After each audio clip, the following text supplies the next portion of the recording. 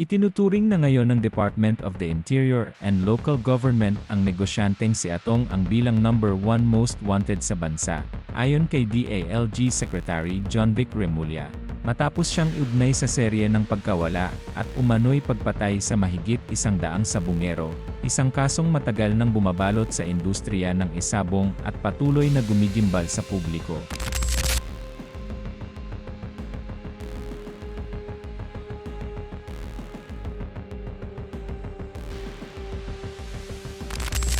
Ayon sa kalihim, si Ang ay itinuturing na armado at mapanganib, kaya nag-alok na ang pamahalaan ng 10 milyong pabuya sa sinumang makapagbibigay ng impormasyon na magtuturo sa kanyang kinaroroonan at hahantong sa kanyang pagkakaaresto.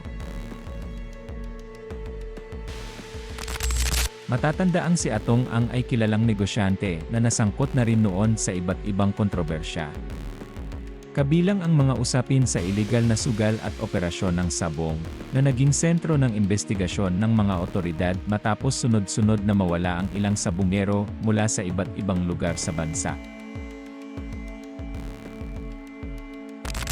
Ayon sa mga ulat, may mga testigo at impormasyong lumutang na nag-ugnay sa isang malawak na sindikato, dahilan upang paigtingin ng pulisya at iba pang ahensya ang kanilang operasyon, surveillance, at pagkalap ng ebidensya.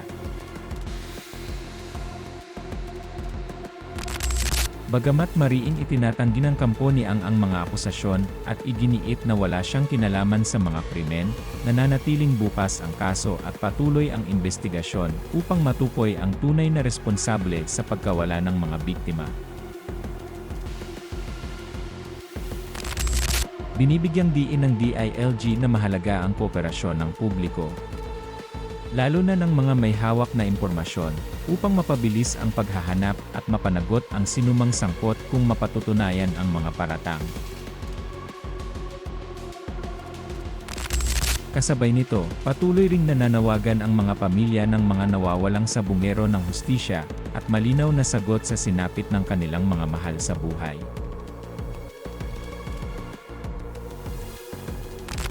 Sa gitna ng lahat ng ito, iginiit ng pamahalaan na mananaig pa rin ang due process at batas, at sisiguruhin ang bawat hakbang ay naayon sa legal na proseso upang makamit ang katotohanan at kapayapaan ng loob ng publiko.